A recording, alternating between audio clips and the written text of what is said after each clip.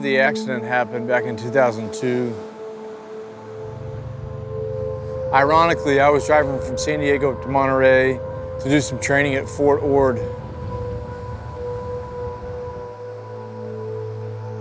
And it was just getting into Monterey when I got a call from a good friend of mine.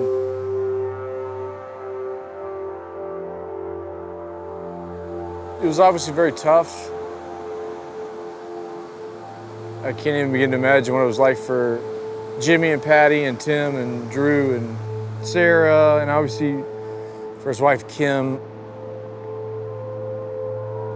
As hard as it was for me, I can't even begin to put myself in their shoes, but it was tough from my perspective just because of the relationship we had.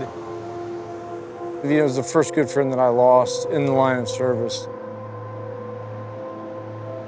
You talk about it at the academy, but until it happens, it's hard to imagine what that loss actually feels like.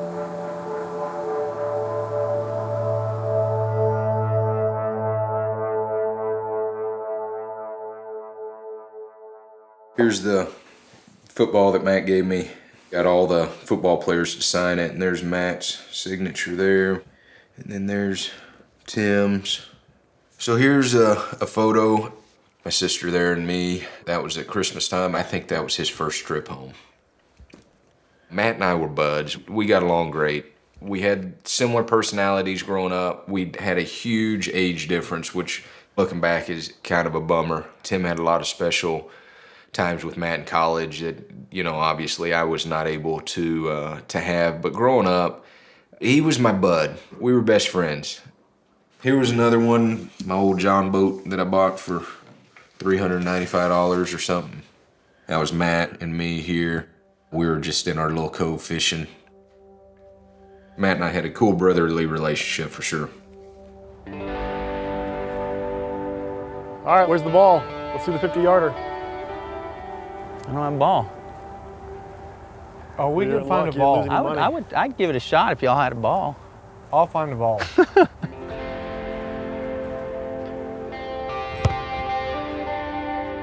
There's a group of 4 of us that were really close. All 4 of us were from the Dallas area, myself and Matt, and then Stephen Hawley and Aaron Rigby. We played football together at the academy. We all had similar personalities and similar family backgrounds. Yeah, so it was great friendship all 4 of us had. One time I can remember specifically with Matt on the field at the same time was Army-Navy game, his senior year, my sophomore year. We're on the kickoff team together. And it was just a really special moment. If you've ever been to that game, it's just the type of game that, gives you this incredible emotional feeling. And looking at the stadium and the 80,000 people and then looking down the line and seeing my brother there, it was a really special moment I'll never, ever forget. Part of my highlights at the academy was playing football with Matt. He knew when I got to the academy the challenges that I was going to face.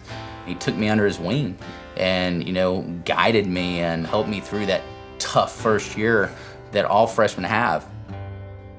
I had something that very few to hardly any people had, and that was a family member there at the school to help me through those tough times. And Stephen and Matt grew a special bond. Matt took him under his wing like he did me, and then they became really close and brought, all of us together. What I can remember as much as having the games here is the tailgating afterwards and how much fun that was. That was another place, Matt and Jay and them would put up the microphone and sing. Yeah, they would. They put on a concert. I did. Oh gosh, we have so much fun out there. Here's a picture of him singing at one of the tailgaters after a football game. That was probably the closest we ever were our, 2 years together at the Naval Academy before he went off to flight school and into his F-18 operational squadron.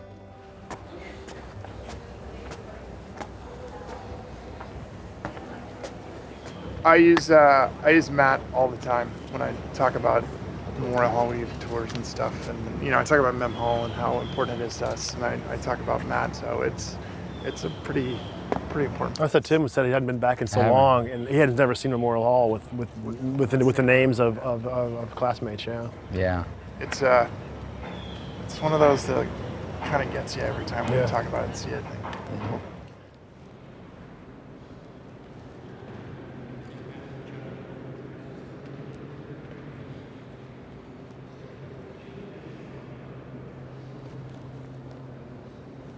Crazy, like the history in here, man. Each class has a stone plaque if they've lost somebody in the class in the line of duty, and their names are permanently engraved on it. So you can see obviously some of these over here from World War II, World War I have a lot more names, but our class is over here on this side.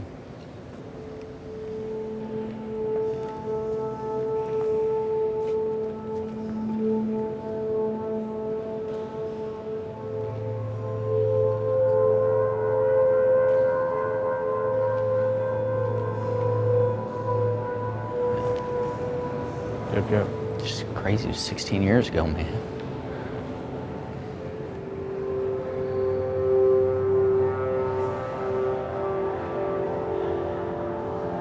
Yeah. You would think it was only 4 years after he graduated.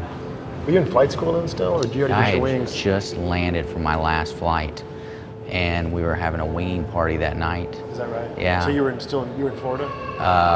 Kingsville. Okay. Kingsville, yeah, and yeah, I remember when I got home, my buddy had followed me home, so they couldn't get a hold of me. They got a hold of him, and he said, hey, there's been an accident, and you need to call your parents.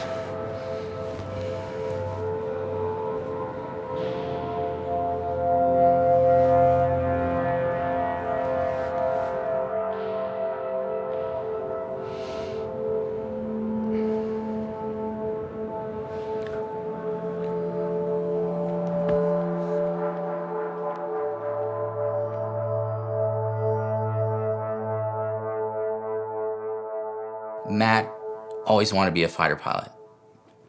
When we were in Pensacola on a family vacation, Matt was in 5th grade, I was in 3rd grade, and we went to the Naval Aviation Museum in Pensacola, and they had Blue Angels hanging from the ceiling, and on the side of it was the name of a pilot and a call sign, and Matt looked up at the aircraft and said, I want my name on the side of those planes one day. And that, is where Matt's journey really began, and that was his dream. Obviously, when you're not in the military and you've got 2 brothers that were and one that still is, it's huge when you get a photo or a memorabilia item with a fighter jet on it to say that's my brother, who actually, this is Tim right there. Here was Matt next to his Super Hornet. And here was us by F-14. That's my dad there. That's me. Matt's in the center. Sarah, my older sister. Tim, and then my mom. Matt was going through flight school, and that was just on base, so we took a photo next to that. But that's our entire family right there, as a matter of fact, which is pretty cool.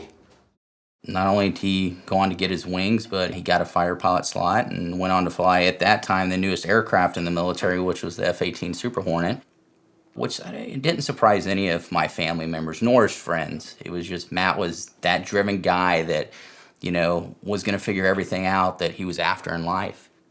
And it worked out for him. I knew that I wanted to be in the jet community like Matt. I reflect back on it and think about our sports, and again, I was always, one step behind Matt, but kind of chasing Matt. We had probably a good year there when I was flying and he was flying, that we had some great conversations around, our careers.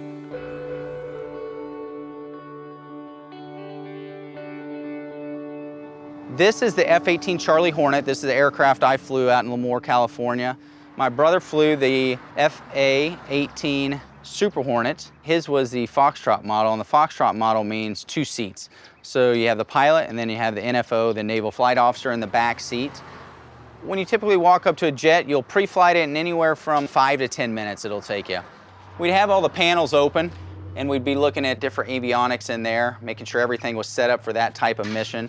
You're always checking your fluids to make sure they're where they need to be. If you have a hydraulic leak, it'll put you in a really bad situation really quickly. So back here you've got covers on. Any F-18 is gonna have these on after the flight until the next flight, but when you're pre-flighting it, they'll be removed.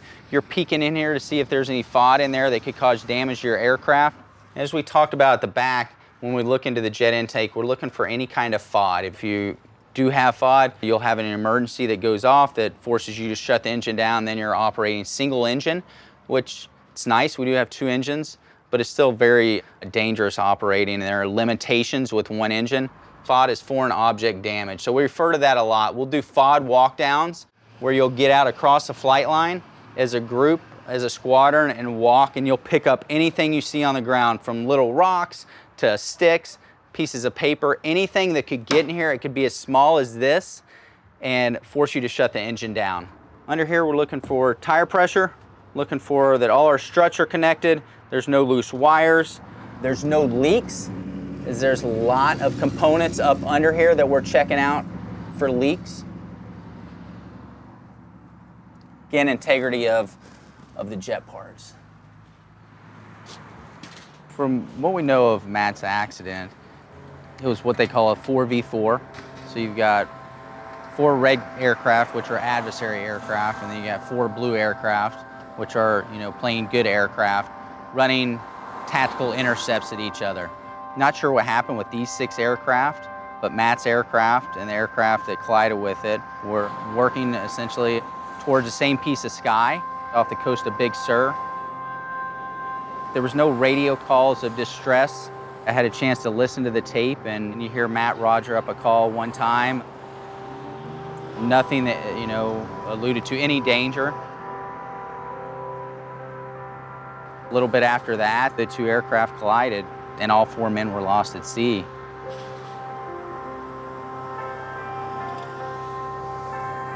None of the other pilots involved saw anything other than, you know, a ball of fire in the air.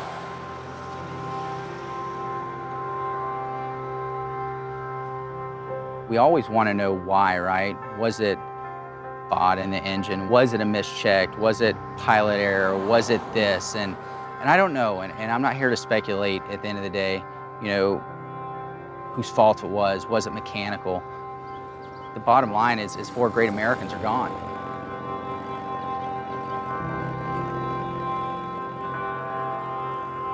Had there been a reason, it wouldn't have changed my comfort level in knowing that Matt's not here. Matt had a purpose and lived his purpose and impacted other people. So I never ultimately knew what the reason was on why these aircraft collided. I knew he was gone, and for me that was enough.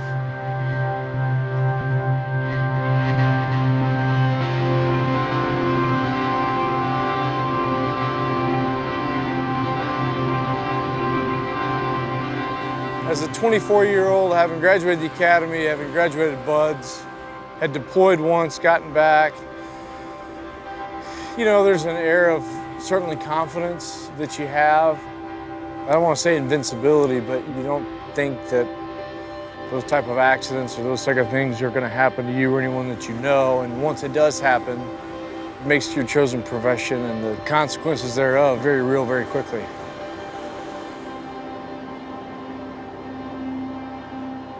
Service and sacrifice is service and sacrifice, and I don't discount a death in training in any way, shape, or form. Without the training that takes place, I don't care what you're doing, whether you're a pilot, whether you're a SEAL, whether you're a submariner, a surface warfare officer, Marine Corps, you don't enlist or get into the military and just immediately go overseas. You know, there is a training pipeline with which to get you ready for ultimately whatever it is you're going to be doing overseas. So it's a part of the job. Just like deploying overseas is part of the job, the training pipeline that has to happen is part of the job. You know, in the SEAL community, having lost both friends in training and in combat, it's service and sacrifice just the same, in my opinion. Your president, your CEO, veteran Navy SEAL, please welcome to the stage Stephen Holland. Thank you, Pete.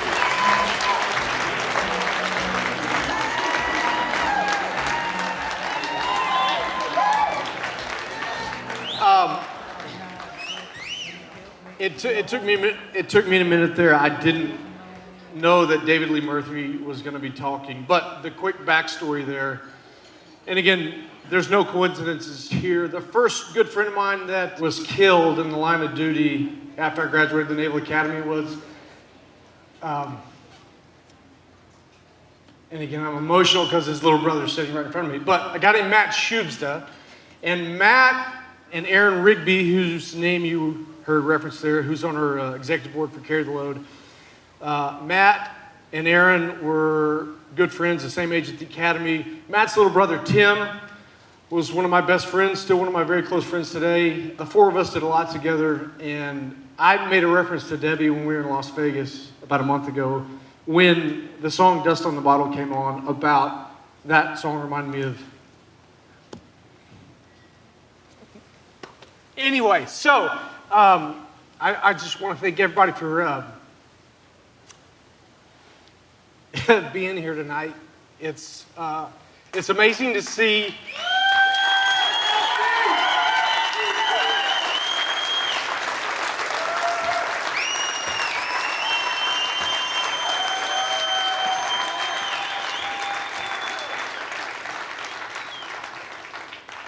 It's amazing to see what started back in 2011, a lot of pain, a lot of anger, a lot of frustration, to see what this organization has become, the amount of people that are involved today, not only here in Dallas, but across the country, and the money that we've raised, and just as importantly, and most importantly, the nonprofit organizations across the country that are on the front lines every day, giving the support to our military, our vets, our law enforcement, our firefighters, and our rescue personnel and their families. So on behalf of the organization, thank you for being here.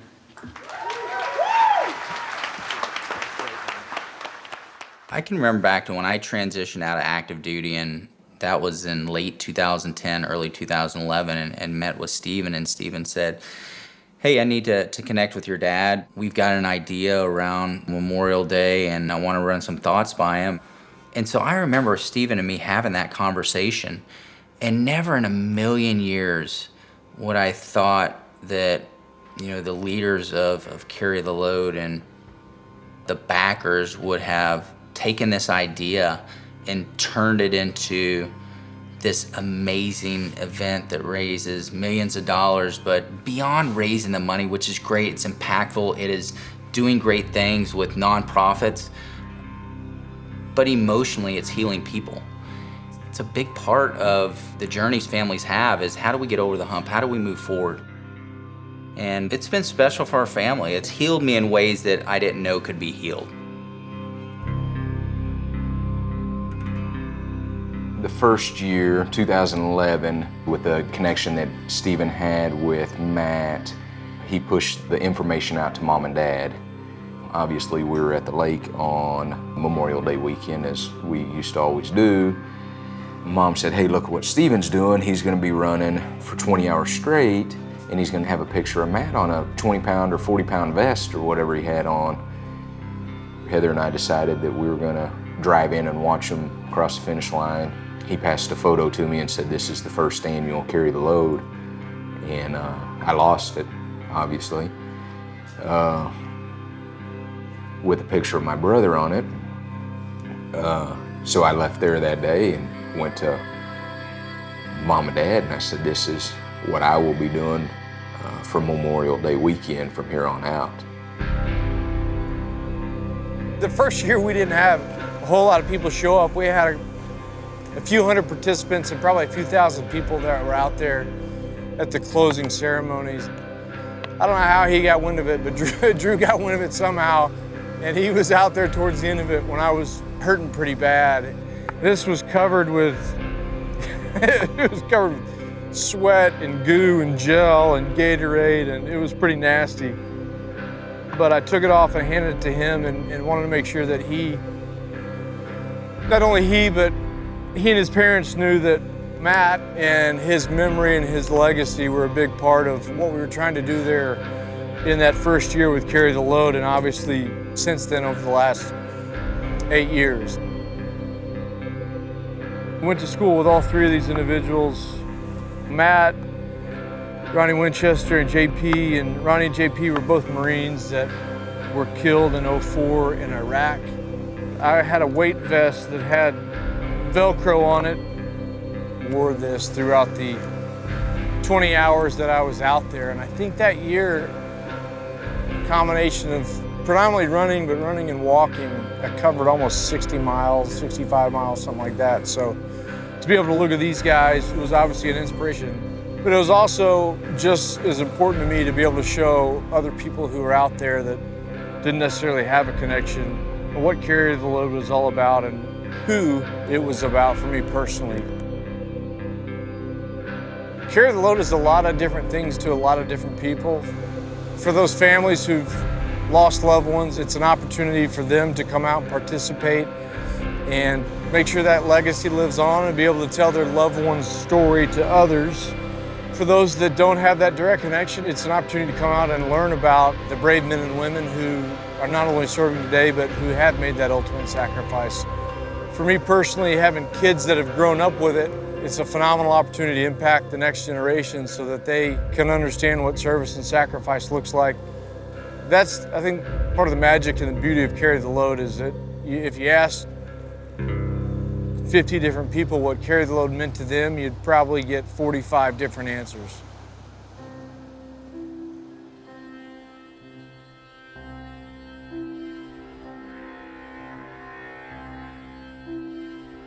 This is so Matt. It says, don't grieve for me, for now I'm free. I'm following the path God laid for me. I took his hand. When I heard him call, I turned my back and left it all. That would be Matt. Like, don't grieve for me. I'm in a better place. We're all gonna leave it behind. My time was shorter, but I don't feel shortened. And don't worry about it and carry on. That's what, you know, Matt wanted for all of us after he left, was to be in a good place and go do great things and give back and make a difference in others' lives.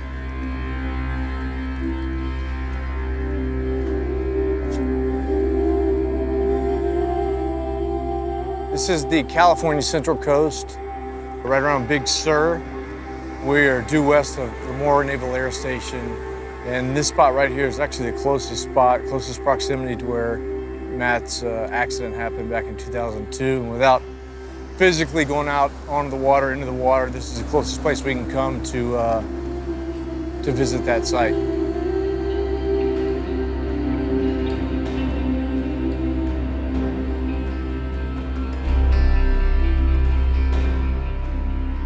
Every command in the military has what they call a challenge coin. And there's a lot of history and tradition around challenge coins and having it in your pocket at all time and being challenged and buying guys beer. And without going into all the history, it's a big deal. And every year with Carry the Load, we've had a different challenge coin made that we've been able to give to folks that have gone above and beyond on Carry the Load's behalf. So we thought it fitting that we would leave the 2018 Carry the Load Challenge coin here in the surf zone in memory and in honor of Matthew Seth Shubzda.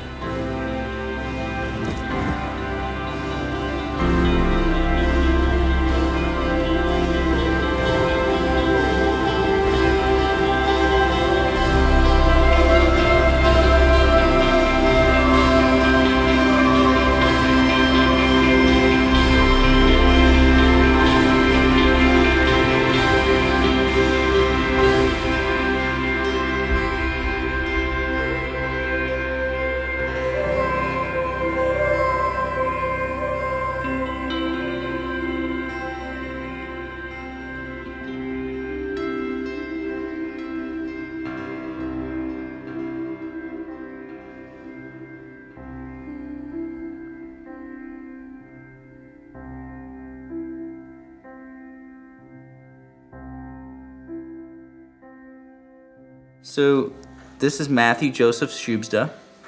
First name named after my brother, middle after my father, and you know, was we found out we're having a boy, we knew we wanted him named Matthew, and it's just got a special place, obviously, in all of our hearts, and a lot of meaning behind it. And yeah, he's a happy little kid. And we call him Matty Joe. And one day he'll know why he was named Matthew. Won't you, buddy? Matthew. Matthew. You're Matthew? Yeah.